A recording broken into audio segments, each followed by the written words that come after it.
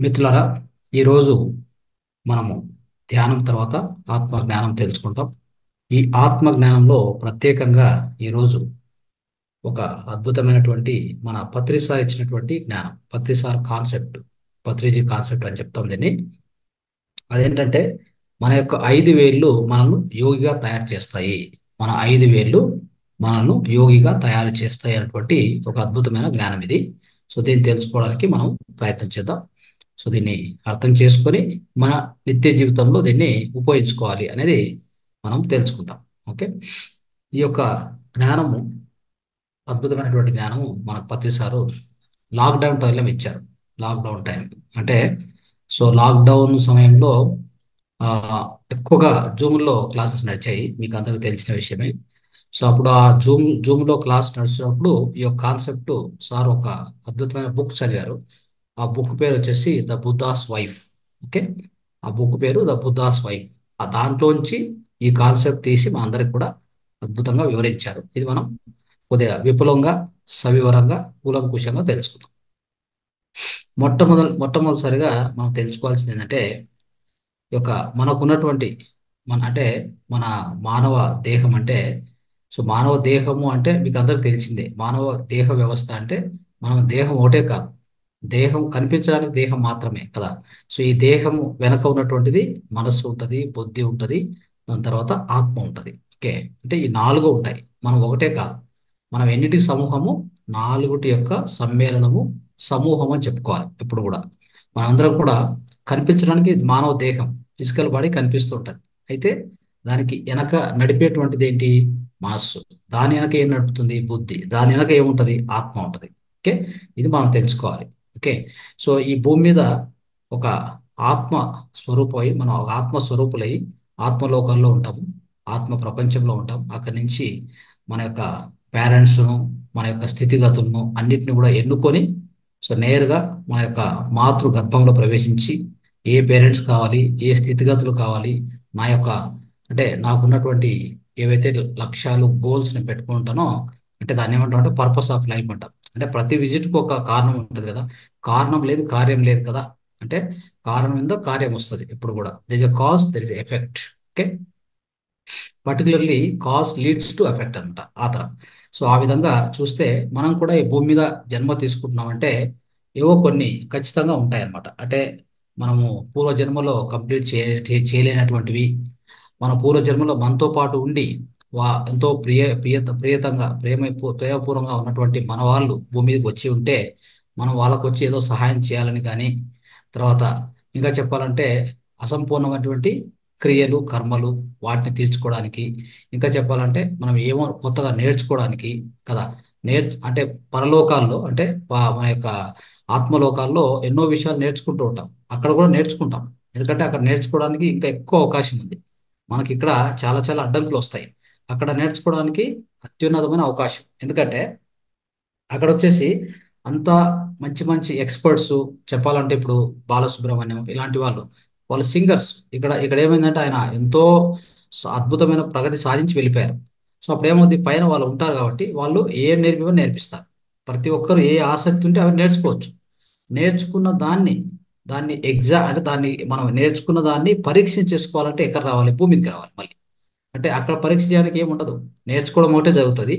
మనం అనుకుంటాం అక్కడ ఉన్నప్పుడు నేను చాలా నేర్చుకున్నాను, అద్భుతంగా నేర్చుకున్నాను అనుకుంటాం అంతే.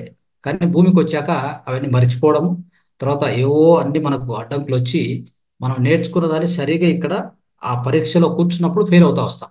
అదే జరుగుతూ ఉంటుంది అన్నమాట. ప్రతి జన్మలో అదే జరిగేది. మనం ఎన్నో నేర్చుకుంటాం, ఇక్కడికి వచ్చాక కరెక్ట్గా రాయాలని వస్తాం ఎగ్జామ్కి. ఎగ్జామ్ కూర్చున్నప్పుడు ఆ టెన్షన్ ఉంటుంది చూడండి. ఆ టెన్షనే ఈ భూమి మీద జరిగేటువంటి ఈ కార్యకలాపాలన్నీ. సో ఏవో అడ్డంకులు, ఒక వైఫ్ బాగాలేదనో, లేకపోతే పిల్లోడికి బాగాలేదు, ఏదో ఆర్థిక కష్టాలు వచ్చాయనో, ఇంకేదో బాధలు వచ్చాయనో ఏమవుతుంది? మీకు ఎంత మ్యూజిక్ ఆసక్తి ఉన్నా, పరలోకంలో మ్యూజిక్ బాగా నేర్చుకున్నారు అనుకోండి, ఈ భూమి మీదకి వచ్చాక అదే మ్యూజిక్ మీరు అందరికీ చూపించాలి, నేను నేర్చుకున్న దాన్ని అందరికీ నేర్పించాలనో ఏదో ఆసక్తి ఉండి వచ్చింటారు కదా. సో కానీ ఇక్కడ నేర్పించలేరు. సో అలాంటి పరిస్థితులు క్రియేట్ అవుతాయి అన్నమాట. అయితే అవి క్రియేట్ అయినందుకు మీరు చింతించాల్సిన అవసరం ఏం లేదు. అది కూడా ఒక అనుభవంగా తీసుకోవాలి.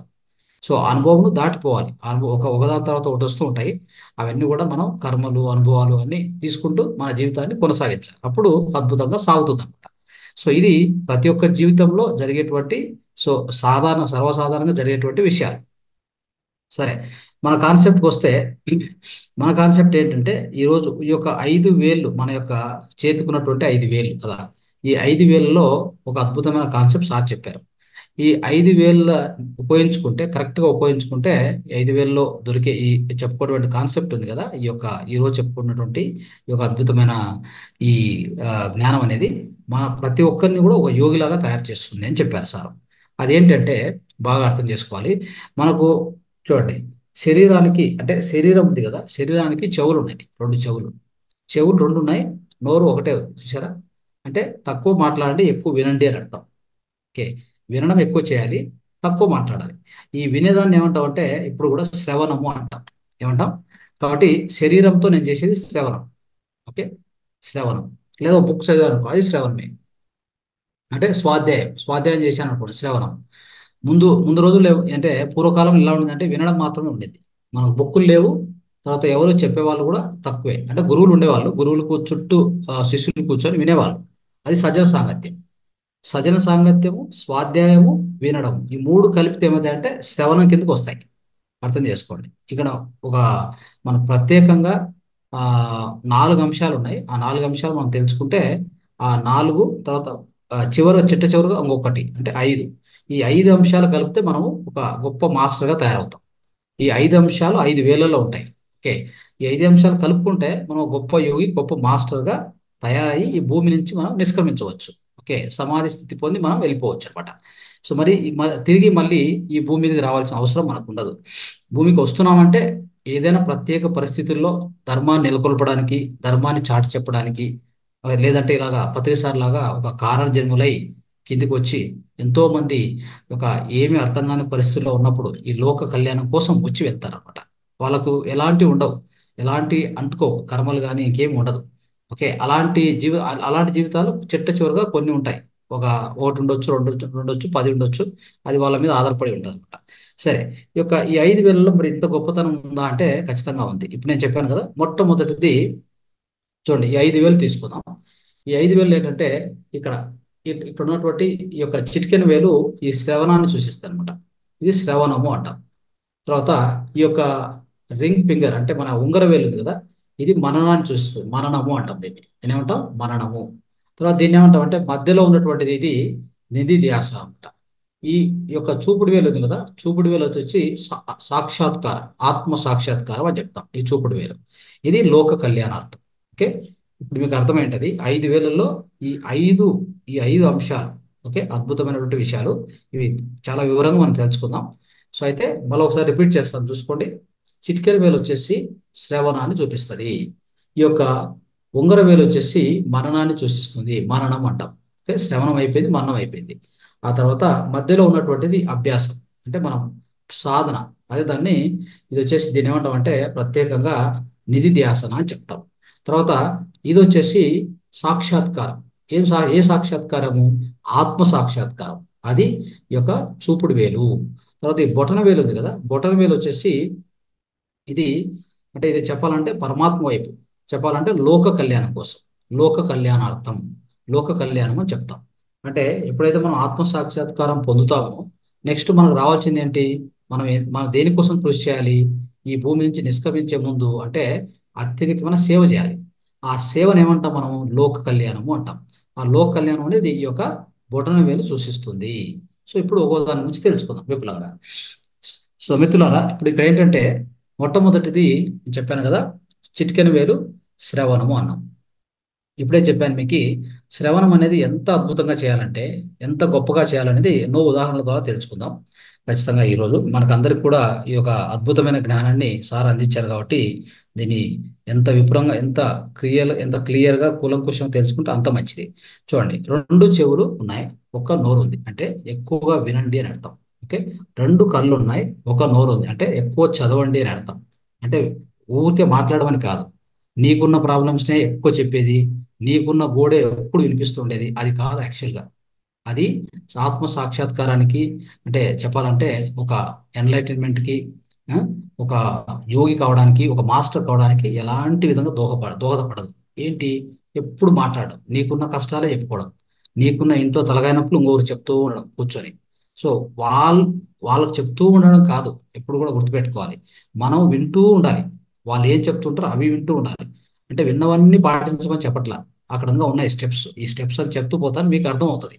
అంటే వాళ్ళు ఏమేం చెప్తున్నారో, అందుకే ప్రతిసారి ఎప్పుడు కూడా నువ్వు చెప్పోయా, నువ్వు చెప్పు, నువ్వు చెప్పు అని చెప్తూ ఉంటారు. అంటే అన్ని అనుభవాలు చెప్పండి చెప్పండి అని చెప్తుంటారు. అంటే అనుభవాలు చెప్పడం ద్వారా ఏం తెలుస్తుంది అంటే, ఒక 10 అనుభవాలు విన్నాం అనుకోండి, దాని నుంచి ఒక సత్యం తెలుస్తుంది అనమాట. ఆ సత్యాన్ని మనం పదే పదే మళ్ళీ మననం చేసుకొని, ఆ మననం చేసుకున్న దాన్ని అభ్యాసంలో పెట్టి, అంటే దాన్ని ప్రాక్టీస్ చేసి, ఆ ప్రాక్టీస్ చేయడం వలన మనకు నిజమైన ఆత్మ సత్యం తెలుసుకుంటాం. అదే సాక్షాత్కారం అంటే ఆత్మ సత్యాలను సాక్షాత్కారం చేసుకోవడం, సాక్షాత్కరించడం అంటాం దాన్ని. దాన్ని ఆత్మ సాక్షాత్కారం అంటాం. అది ఎప్పుడైతే మనం నిజంగా ఆత్మ సత్యాలు మనకి ఎప్పుడైతే తెలిసిపోతాయో, అప్పుడు ఆత్మ సాక్షాత్కారం మనం పొందాము అంటే ఏంటి? అంటే మనలో ఎన్లైట్మెంట్ అయినట్టు అర్థం. అంటే మనం ఎన్లైటెండ్ అయిపోయాం. సో ఇప్పుడు ఏంటంటే మనకి వేరే పని ఏం లేదు భూమి మీద, ఇంకొకరికి సహాయం చేయడం. నేనేం తెలుసుకున్నానో, నేను ఎలా పొందానో ఇంకొకరికి చెప్తూ ఉండడమే అంతే. పోయి మొత్తం దేశం అంతా తిరగాలి, విదేశాలు తిరగాలి, అన్ని చోట్ల తిరుగుతూ చెప్పుకుంటూ వెళ్ళిపోవడం. అలా చూస్తే పత్రిసారు ఎన్నో దేశాలు తిరిగాడు. న్యూటన్ ఉన్నారు, డాక్టర్ న్యూటన్, కొండవీటి న్యూటన్. ఆయన వచ్చేసి చెప్పాలంటే 130 దేశాలు తిరిగాడు. ఆయన ఎవరు?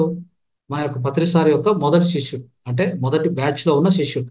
డాక్టర్ యుగంధర్, డాక్టర్ న్యూటన్, తర్వాత పాల్, ఇట్లాంటి అంటే ప్రథమంగా ఉన్నటువంటి వీళ్ళంతా కూడా శిష్యులు.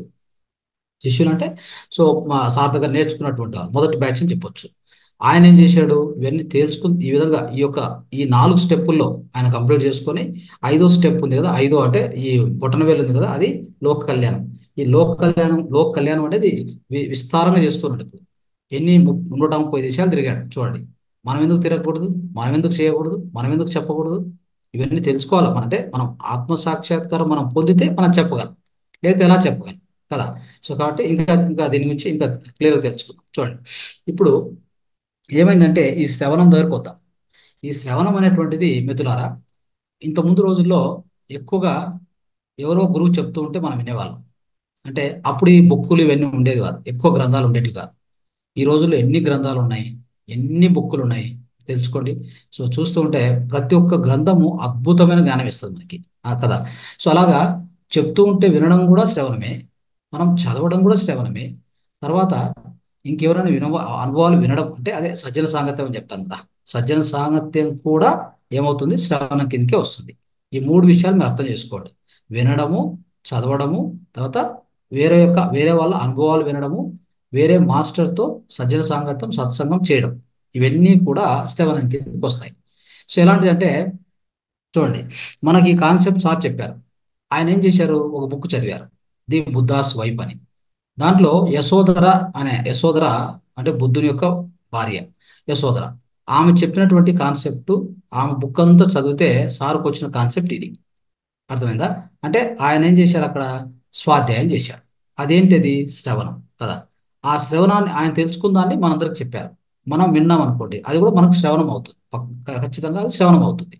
ఇప్పుడు చూడండి, సో చెప్పాలంటే యశోధర ఏం చేసిందంటే, బుద్ధుడు వచ్చేసి లోక కళ్యాణార్థం ఈ యొక్క ఆనపనసతి అనే ధ్యానాన్ని అందరికి చెప్పి లోక కళ్యాణం చేశారు, కరెక్టే. కానీ ఆయన ఏం చేశారు? ఇల్లు వదిలేసి వెళ్ళారు. ఇల్లు వదిలేసి వెళ్ళి ఎన్నో గురువుల దగ్గర ఏవో ప్రాక్టీస్ చేసి, చివరికి ఏది కూడా ఆయనకు నిజంగా ఈ ఆత్మ సాక్షాత్కారాన్ని ఇవ్వలేదు. చెప్పాలంటే ఒక 500 మాస్టర్లు కలిసింటారు. సో రకరకాల పద్ధతులు ఫాలో అయ్యాడు. ఏది ఆయనకు ఈ ఆత్మ సాక్షాత్కారం దాన్ని తీసుకురాలేదు.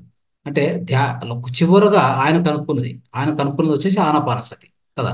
ఆనాపానసతి అనేటువంటి ధ్యానాన్ని కనుక్కొని, తర్వాత లోక కళ్యాణం కోసం ఆయన ఎంతో మందికి విస్తారంగా ప్రపంచమంతా చెప్పారు. సరే, అయితే ఆయన అడవులకు వెళ్ళి సాధన చేశారు. అయితే యశోధర చూడండి, ఇక్కడ మీకు తెలియనటువంటి విషయం ఒకటి ఉంది, అందరం తెలుసుకోవాల్సిన విషయం ఇది. బుద్ధుని యొక్క భార్య యశోధర ఏం చేసిందంటే ఏ ఇల్లు దాటిపోలేదు. ఓకే. కానీ బుద్ధుడు ఏదైతే సాధించాడో అదే విషయాన్ని ఇంట్లో కూర్చొని సాధించింది. అది అర్థం చేసుకోవాలి మనం.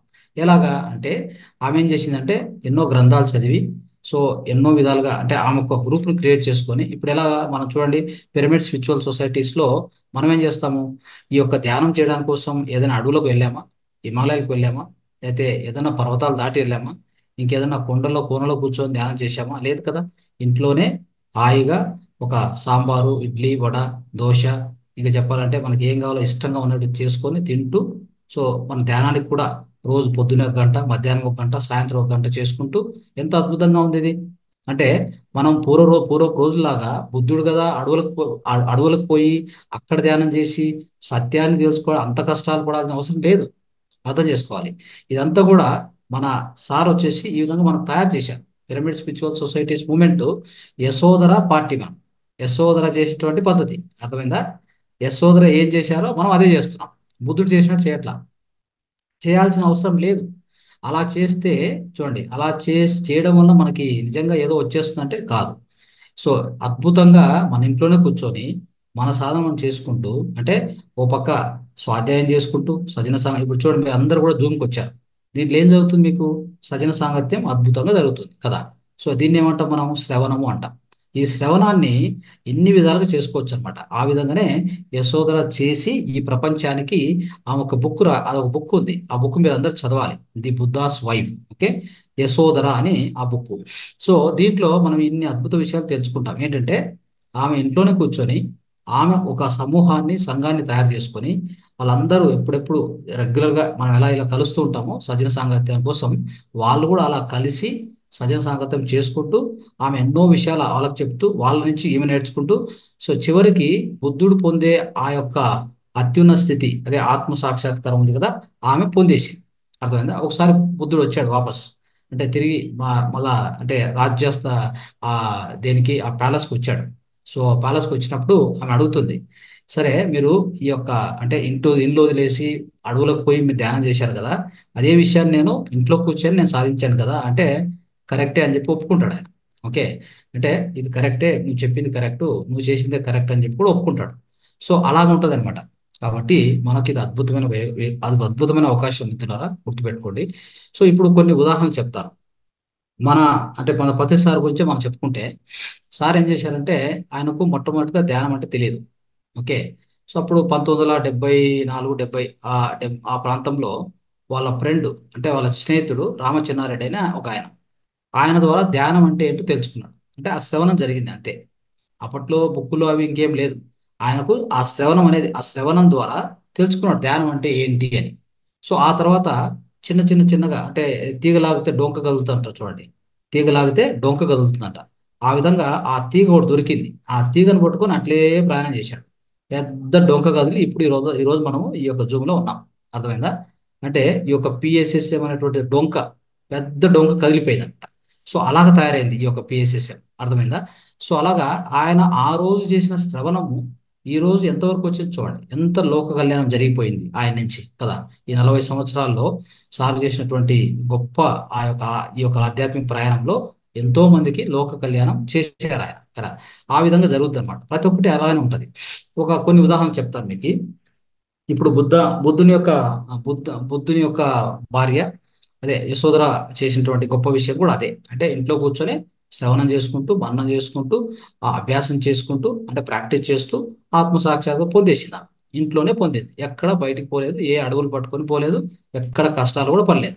అలాగనే మన యొక్క పిఎస్ఎస్ఎం పిరమిడ్ మాస్టర్స్ అందరూ కూడా అలానే చేయాలి. అలా చేస్తే అద్భుతంగా మనం సాధిస్తాము, ఆత్మ సాక్షాత్కారం పొందుతాము. సో మన చుట్టూ మన ఫ్యామిలీలో ఉంటూ మన సంసారమే నిర్వాణం అని చెప్పాం. బుద్ధుడు చివరికి చెప్పింది అదే, సంసారమే నిర్వాణం నాయనా. ఏదో అడవులకు పారిపోయి అక్కడెక్కడో కూర్చొని ధ్యానం చేయాల్సిన అవసరం లేదు, సంసారమే నిర్వాణం అని చెప్పేశారు ఆయన మళ్ళీ. అంటే ఆయన చేసిన దాంట్లో కొన్ని తప్పులు ఉంటాయి కదా, అవి తెలుసుకొని అందరికీ మన యొక్క లోకానికి చెప్పారన్నమాట. అలాగే ఒక ఆయన మంచి మాస్టర్ ఉన్నాడు, ఆల్వాల్ మురళి అని చెప్పి. ఆల్వాల్ మురళి మన పిఎస్ఎస్ఎం సొసైటీలో ఆయన హైదరాబాద్ పక్కన ఆయన ఊరు.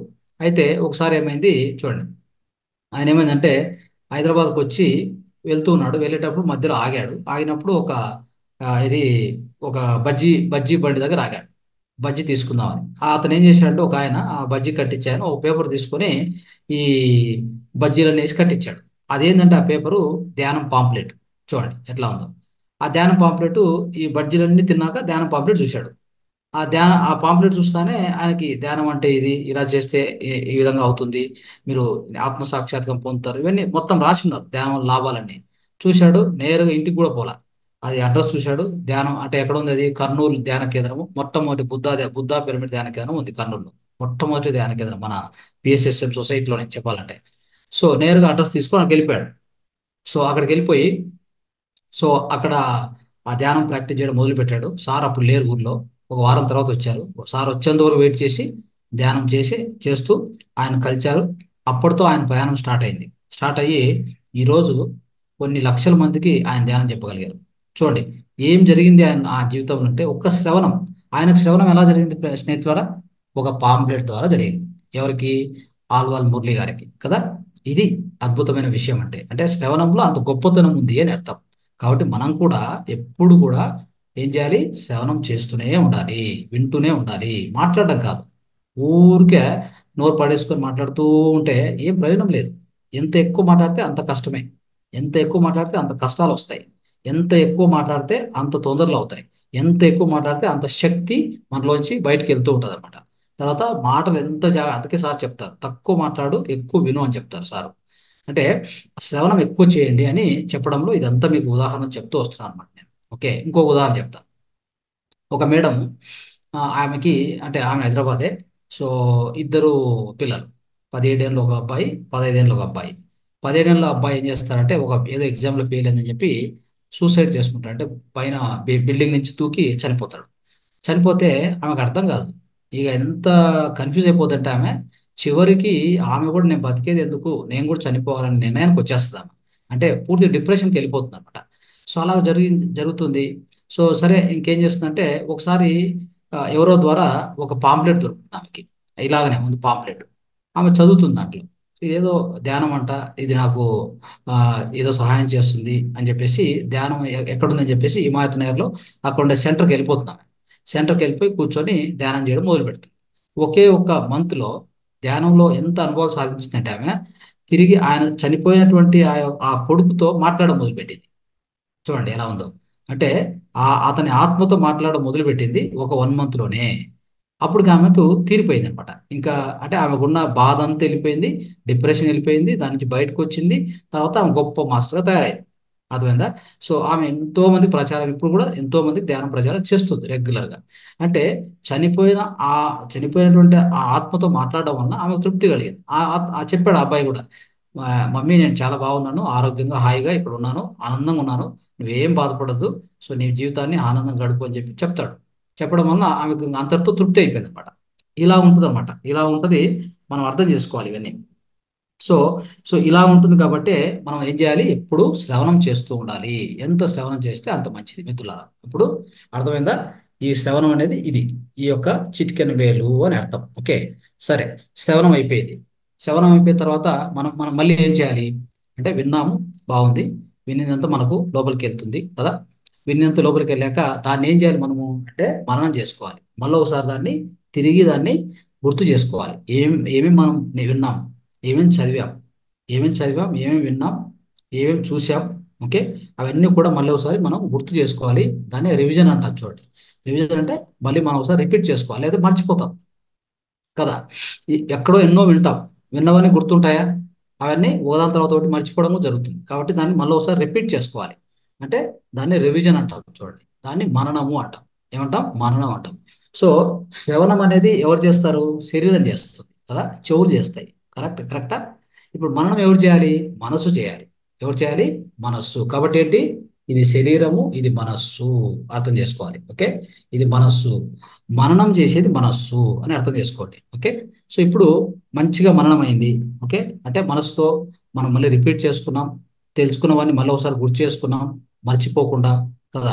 ఇవన్నీ మననం చేసుకున్నాక మళ్ళీ ఏం చేయాలి? ఈ మననం చేసుకున్నటువంటివి ఖచ్చితంగా వాటిని ఏం చేయాలంటే అభ్యాసం చేయాలి. అంటే ఇప్పుడు ఎవరి ద్వారా విన్నాను, ఒక పత్రిక ద్వారా చదివాను ధ్యానం అంటే ఏంటి అని, మళ్ళీ మర్చిపోకుండా అదే దాన్ని మళ్ళీ ఒకసారి మళ్ళీ మననం చేసుకున్నాను. దీన్ని అలానే జస్ట్ ధ్యానం అంటే ఏంటి, ఎలా చేయాలి, దాని లాభాలు ఏంటి తెలుసుకున్నాను, గుర్తు చేసుకున్నాను, గట్టిగా నా మనసులో నాటుకుందాం అనుకుందాం. దాన్ని అభ్యాసం చేయకపోతే ఫలితం లేదు కదా. అప్పుడు ఏం చేయాలి? అభ్యాసం అంటే ఏంది? దీన్నే నిధి ధ్యాసన అంటాం. ఏమంటాం? నిధి ధ్యాసన అంటే ధ్యానం చేయడం అనమాట. అది దేని ద్వారా చేస్తాము? బుద్ధి ద్వారా చేస్తాం. చూడండి, అన్నిటికంటే ఈ అన్ని వేళ్ళలో ఎత్తుగా ఏ వేలు ఉంది, పొడవు ఏ వేలు ఉంది? మధ్యది. అంటే దీనికి అంత ఇంపార్టెన్స్ ఉంది అని అర్థం. కాబట్టి మనందరం ఏం చేయాలి? ఎక్కువ ధ్యానం చేయాలి. అంటే తెలుసుకోవడం, చూడండి, వినడం, దాన్ని మరోసారి గుర్తు చేసుకోవడం, తర్వాత ప్రాక్టీస్ చేయడం. దీన్నే సాధన అంటాం. ఏమంటాం దీన్ని? సాధన, అభ్యాసం. దీన్ని బుద్ధితో చేయాలి. ఇది బుద్ధి. ఇది బుద్ధి. ఓకే, బుద్ధి సరిగా చెప్తుంది మీకు. ఇలా ఈ నువ్వు తెలుసుకున్నావు కదా, దీన్ని చెయ్యి అంటే దీన్ని స్టార్ట్ చెయ్యి, దీన్ని సాధన చేయని చెప్తుంది. అంటే ఈ ఈ యొక్క వేలు చూడండి ఎంత పొడుగా ఉందో. కాబట్టి ఇది అభ్యాసాన్ని మనకు గుర్తు చేస్తుంది. అంటే అభ్యాసము, సాధన. ఇది బుద్ధితో చేసేటువంటిది. ఇది చాలా ఇంపార్టెంట్. అందుకే అన్ని వేళ్ళలో ఇది ఎత్తుగా ఉంటుంది. ఓకే, అర్థమైంది కదా? సో ఇప్పుడు సాధన చేశాం. సాధన చేస్తే మనకి ఏమొస్తుంది? సాధన చేస్తే సత్యాలు నిలుస్తాయి. సత్యాలు అంటే ఏంటి? సాధన చేశాను, సాధన చేయడం వల్ల నాకు నాకేమైంది? ధ్యానంలో శక్తి వచ్చింది. శక్తి రావడం వల్ల నాకున్న అన్ని రోగాలు వెళ్ళిపోయాయి కదా. అన్ని రోగాలు పోవడం అనేది నాకు ఒక ఫలితం వచ్చింది. దాన్నే అదని ఏమంటామంటే సాక్షాత్కారం అంటాం. ఏమేమి వస్తాయో ఫలితాలు అవన్నీ సాక్షాత్కారం కిందకి వెళ్ళిపోతాయి అనమాట. అంటే సాక్షాత్కారం అంటే ఏంటి? చూడండి, ఇది ఆత్మస్థితి. ఆత్మస్థితి అంటే ఆత్మ సాక్షాత్కారం అంటాం కదా. ఈ ఆత్మ సాక్షాత్కారం జరిగే ముందు ఈ యొక్క సాధన చేస్తూ ఉంటే జరుగుతుంది. లేకపోతే సాధన లేకపోతే ఇది రాదు. ఓకే, మరి సాధన చేస్తే ఏమొస్తుంది? చూడండి, మొట్టమొదటిగా నాకు నా దేహంలో ఉన్న అన్ని రోగాలు తొలగిపోయాయి. ఇలాగా నాడి శుద్ధి అయింది. ధ్యానంలో వచ్చిన శక్తి, విశ్వశక్తి వల్ల నాడి శుద్ధి అయింది, అన్ని రోగాలు వెళ్ళిపోయాయి. అప్పుడు నాకు అదొక ఫలితం వచ్చింది కదా. అదొక ఫలితం నేను అనుభవిస్తున్నాను. హాయిగా ఆరోగ్యంగా ఉన్నాను. ఇంకా ఎక్కువ చేసే కొద్దీ నా లోపల ఏమైంది? నా అంతరంలో, నా అంతరంలో ఉన్నటువంటి మూడో కన్ను, ఈ భ్రూ మధ్య ఉన్నటువంటి ఈ మూడో కన్ను అంటే పినియల్ గ్లాండ్, అది యాక్టివేట్ అయింది. యాక్టివేట్ కావడం వల్ల ఏమైంది? ధ్యానంలో కూర్చుంటే నాకు ఏవో కనిపిస్తున్నాయి. అంటే కొండలు, కోనలు, వేరే మాస్టర్స్ నుంచి కమ్యూనికేషన్స్ కదా.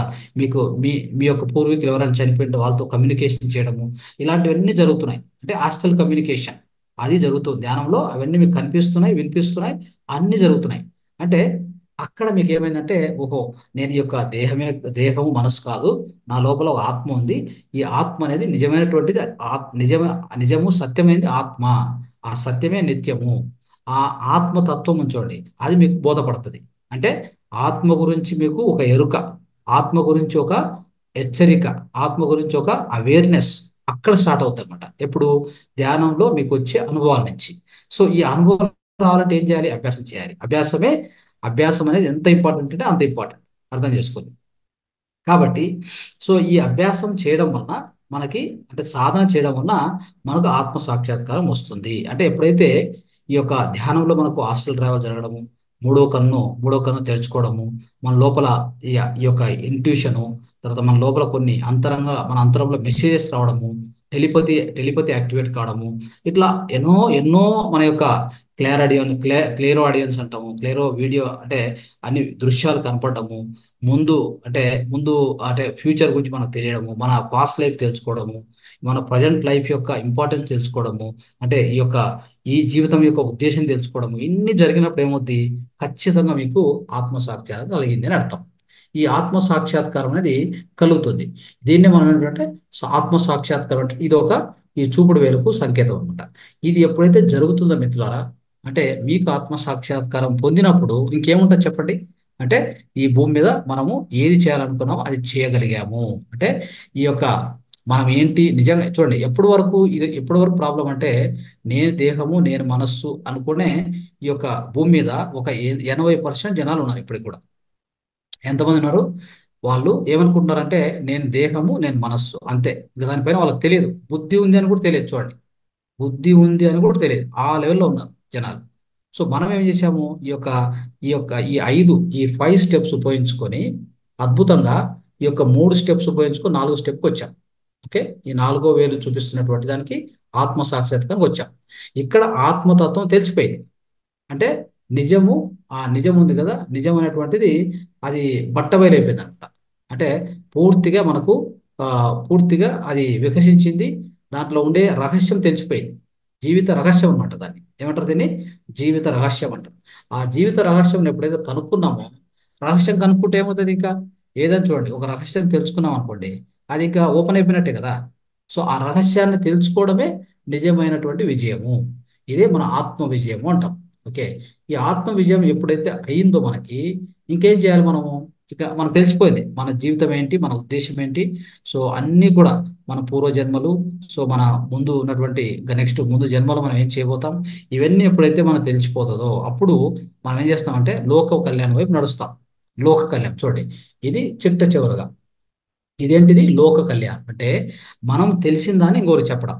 ఈ దేశానికి, ఆ ఊరికి, ఈ యొక్క ఇంకొక స్టేట్కు ఇట్లా ట్రావెల్ చేస్తూ, లేదా అద్భుతమైన విషయం ఏంటంటే ఇప్పుడు జూమ్ వచ్చింది.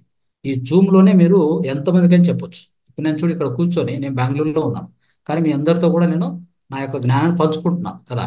సో నాకు ఎక్కడో మళ్ళీ మీతో మాట్లాడాల్సిన అవసరం లేదు, ఇంకొకరితో మాట్లాడాల్సిన అవసరం లేదు. ఒకేసారి ఇంతమంది చెప్పగలుగుతారు అంటే టెక్నాలజీ వచ్చింది. దీన్ని మీరు వాడుకున్నారు కదా, దీన్ని అద్భుతంగా వాడుతున్నారు కాబట్టి ఇంతమందికి ఒకేసారి మన జ్ఞానాన్ని తెలియజేస్తున్నాం. చూడండి ఎంత అద్భుతమైన విషయం ఇది.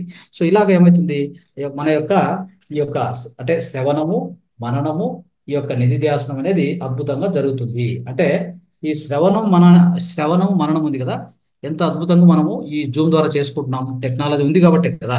సో కాబట్టి ఇలాగ స్నేహితులారా ప్రతి ఒక్కటి కూడా ఏంటంటే మనం తెలుసుకోవాల్సింది ఆత్మ సాక్షాత్కారం అయిన తర్వాత లోక కళ్యాణం కోసం పనిచేయాలి. ఇంకా వేరే ఏమీ అక్కర్లేదు. ఇంకోటి శంకరాచార్యులు చెప్తారు. ఇదేని గురించి అంటే ఈ యొక్క సజ్జన సాంగత్యం గురించి ఆయన చెప్తారు. ఏమని చెప్తారంటే ఈ మొత్తం మూడు లోకాల్లో కూడా, ఈ భూలోక, భూవర్లోక, సువర్లోక, ఈ మూడు లోకాల్లో కూడా అత్యద్భుతమైనది ఏదైనా ఉందా అంటే ఓ సజ్జన సాంగత్యమే అని చెప్తారు. అంటే జీవితం అనే ఒక భవసాగరాన్ని దాటాలంటే ఒక నౌక కావాలి మనకి. ఆ నౌక ఏంటప్ప అంటే ఏంటంటే విషయము, ఆ నౌక అనేది ఈ యొక్క సజ్జన సాంగత్యం. చూడండి, సత్సంగం. ఈ యొక్క సజ్జన సాంగత్యం అనే నౌక మనం పెట్టుకున్న దాంట్లో మనం బయలుదేరితే మన భవసాగరం, మన యొక్క ఈ జీవితం అనేది ఒక భవసాగరం. దాని నుంచి మనం అత్య అత్యంత సులభంగా దాటవచ్చు అని చెప్తారు. సో ఇది అద్భుతమైన విషయం స్నేహితులారా. సో కాబట్టి ఈరోజు నేను చెప్పదలుచుకున్నా అంటే మిత్రులారా, ఈ యొక్క 5 వేలల్లో 5 వేలల్లో ఈ 5 వేలను కరెక్ట్గా మనం ఫాలో చేస్తే, కరెక్ట్గా మనం పాటిస్తే మనం ఒక అద్భుతమైన మాస్టర్, అద్భుతమైన యోగి అవ్వడానికి ఎలాంటి సందేహం లేదు. అంటే చూడండి, ఈ లోక కళ్యాణం కోసం ఎన్ని విధాలుగా చేయొచ్చు. మీరు ఒక బుక్ చదివారా, బుక్ గురించి ఎవరికైనా చెప్పండి. మీరు ఏదైనా విన్నారా, అది పంచుకోండి. ఓకే. మంచి మంచి విషయాలు అంటే ఈ ఆత్మకు సంబంధించిన ఎన్నో బుక్స్ చదవచ్చు. మీరు ఎన్నో బుక్స్ స్వాధ్యాయం చేస్తూనే ఉంటారు కదా. రెగ్యులర్ స్వాధ్యాయం చేసిందని అందరికీ చెప్పడం, తర్వాత మనం విన్నవాడిని వేరే వాళ్ళకి చెప్పడం, అది ఏ మాధ్యమం ద్వారా చెప్పినా పర్వాలేదు. అంటే మొత్తం మీద మీరు లోక కళ్యాణానికి పనిచేస్తున్నారు. ఎప్పుడైతే లోక కళ్యాణం మీ ద్వారా జరిగిందో, మీ ద్వారా ఎంతో మంది ధ్యానం చేసుకొని వాళ్ళ జీవితాలను పరివర్తన చేసుకొని, సో వాళ్ళ జీవితం యొక్క పూర్తి స్థితిగతులు మార్చుకొని వాళ్ళు ఉన్నతంగా తయారయ్యి, వాళ్ళు ఉన్నత వ్యక్తులుగా తయారయ్యారంటే అప్పుడు మీకు దొరుకుతుంది ఒక చెప్పాలంటే కంప్లీట్ ఏమంటుంది అంటే ఆ, సమాధి స్థితికి వెళ్ళిపోతాం. అంటే సమాధి స్థితి అంటే అది అతి అతి గొప్పదైనటువంటి స్థితి అన్నమాట. అంటే ఆ సేవ అనేది దీంట్లో ఏం జరుగుతుంది, ఇక్కడ సేవాయోగం. ఇక్కడ ఏం జరుగుతుంది, సేవాయోగం జరుగుతుంది. సో ఈ సేవాయోగం అనేటువంటిది అద్భుతంగా జరుగుతుంది. ఇక్కడ చూడండి, దీంట్లో ఈ రెండిట్లో జరిగేది ఏం చెప్పండి. ఈ రెండిట్లో జరిగేది స్వాధ్యాయోగము, సజన సాంగత్య యోగము. ఈ రెండు ద్వారా జరిగేది. ఓకే. ఈ మధ్యలో జరిగేది ఏం చెప్పండి, ధ్యాన యోగము. దీంట్లో జరిగేది మనకు ధ్యాన యోగం. ఇక్కడ కూడా ధ్యాన యోగమే. ఇక్కడ ఇక్కడ మనం తెలుసుకుంటాం కాబట్టి ధ్యాన యోగంలో ఉంటాం. ఓకే. ఇక్కడ వచ్చేసరికి సేవాయోగం వస్తుంది. ఏమొస్తుంది, సేవాయోగం వస్తుంది అనమాట. కాబట్టి సేవాయోగం ఎప్పుడైతే చేసింటామో, లోక కళ్యాణం ఎప్పుడైతే చేసింటామో ఏం దొరుకుతుంది చెప్పండి, మోక్షము. ఇక్కడ ధ్యానం చేస్తే ఏమవుతుంది, ధ్యానం చేస్తే మనం ధ్యానం అనేది ఇక్కడ అభ్యాసం కదా, ధ్యానం చేస్తే శక్తి వస్తుంది, జ్ఞానం వస్తుంది అనమాట. ధ్యానం నుంచి జ్ఞానం, జ్ఞానం నుంచి ముక్తి అని చెప్తుంటాం కదా. ఆ ముక్తి అంటే ఏంటి, ఈ ఆత్మస్థితిని పొందడమే, అదే ముక్తి. ముక్తి అంటే ఏంటి, మన జీవితంలో ఉన్న అన్ని కష్టాలు, నష్టాలు, దుఃఖాలు అన్నిటి నుంచి విడిపడడం అంటే తొలగించుకోవడమే, దాన్నే ముక్తి అంట కదా. సో అది ఈ ధ్యానం చేసినప్పుడు మనకు ఖచ్చితంగా వస్తుంది. ఇక్కడ స్వాధ్యాయము, స్వాధ్యాయ యోగము, సజ్జన సాంగత్య యోగము అంటాం ఈ రెండింటిని. ఓకే. ఇది స్వాధ్యాయం, సజ్జన సాంగత్య యోగము, ఇది ధ్యాన యోగము. ఈ ధ్యాన యోగం తర్వాత మనకు ఆత్మస్థితి అంటే ఈ యొక్క ఆత్మ సాక్షాత్కారం కలుగుతుంది. దాని తర్వాత వచ్చేది సేవాయోగము. సేవాయోగం చేస్తే ఏమవుతుంది, మోక్షం వస్తుంది. ఇది మనం తెలుసుకొని మిత్రులారా, ఈరోజు ఈ కాన్సెప్ట్ మనం అద్భుతంగా, ఈ యొక్క కాన్సెప్ట్ మనకు పత్రిసారి ఇచ్చినటువంటి ఈ కాన్సెప్ట్ మనం తెలుసుకున్నాం. ఖచ్చితంగా ఇది ఎంత భాగ్యం అంటే, ఎంత భాగ్యమో ఎంత సౌఖ్యమో చెప్పాలంటే ఇది కదా. ఎంత భాగ్యమో ఎంత సౌఖ్యమో ధ్యాన యోగము, యోగ జీవితం స్నేహితులారా. తర్వాత ఆనాపానసతి అనేది హంసాయానము. ఆనాపానసతి అనేది హంసాయానము. కర్మక్షాళనము దివ్య నేత్రము అర్థం చేసుకోవాలి. మధ్య మార్గము ప్రజ్ఞాకారకము. అది అర్థం చేసుకోండి స్నేహితులారా. సో ఇది అంటే ఇక్కడ ఏంటంటే మనకి ఇది అంతటి కూడా ఇది మనం చేస్తున్న ఈ ఈ సాధన అని చెప్పాం కదా, మూడో వేలు ఇది మధ్య వేలు. ఈ సాధనకి ఏంటి? శ్వాస మీద ధ్యాస. ఎంత సింపుల్ గా ఉంచండి. ఈ శ్వాస మీద ధ్యాస అనేది ఎలాంటి ఖర్చు లేనిది, అతి సులభమైనటువంటిది ఈ శ్వాస మీద ధ్యాస. అది మనకు పత్రిసారి అందించినటువంటి ఒక అద్భుతమైనటువంటి పద్ధతి, ధ్యాన పద్ధతి. కాబట్టి పూసింత శ్వాస కొండంత సంజీవిని. అంటే ఇది ఎలాంటిది అంటే ఒక అద్భుతమైన సంజీవిని స్నేహితులు. కూసింత శ్వాస కొండంత సంజీవని. మన వాస్తవానికి ఎవరు సృష్టికర్తలు? మన జీవితంలో మన వాస్తవానికి మనమే సృష్టికర్తలము అనేది మనం అర్థం చేసుకుంటే ప్రతిదీ మన జీవితంలో మనం ఇప్పుడున్నటువంటి ఈ స్థితికి ఎవరు కారణం అంటే మనమే కారణం అనేది ఎప్పుడైతే తెలుసుకుంటామో, సో అంటే మన యొక్క స్థితికి మనమే కారణం, మన లయానికి మనమే కారణం. గుర్తుపెట్టుకోండి. మన స్థితి అయినా మన లయం ఏదైతే అద్భుతంగా ఉంటుందో దాన్ని ఆ స్థితి మనం పొందాలి. ఏదైతే మనకు అవసరం లేదో వాటిని లయం చేస్తూ పోవాలి. లయం అంటే ఏంటి? తొలగించుకుంటూ పోవాలి. మన స్థితికి మన లయంకి ఎవరు కారణము? మనమే కారణం. అంటే we create our own realities అనేది ఎప్పుడు కూడా గుర్తుపెట్టుకోవాలి స్నేహితులారా. కాబట్టి సో ఇంత అద్భుతమైనటువంటి విషయాన్ని మనం ఈరోజు తెలుసుకున్నాం. సో ఇది మనం ఖచ్చితంగా పాటిద్దాం. మీరందరూ కూడా my dear friends, my dear masters, my dear God's, so మీరందరూ కూడా ది బుద్ధాస్ వైఫ్ అనే బుక్ అందరు చదవండి. ఇంకా ఈ కాన్సెప్ట్ను ఇంకా సవివరంగా తెలుసుకుంటారని తెలియజేస్తూ ఈ యొక్క జ్ఞానం అనేటువంటి ఈ భాగాన్ని మనం ఇప్పుడు ముగిస్తున్నాం. సో ధన్యవాదాలు. Thank you.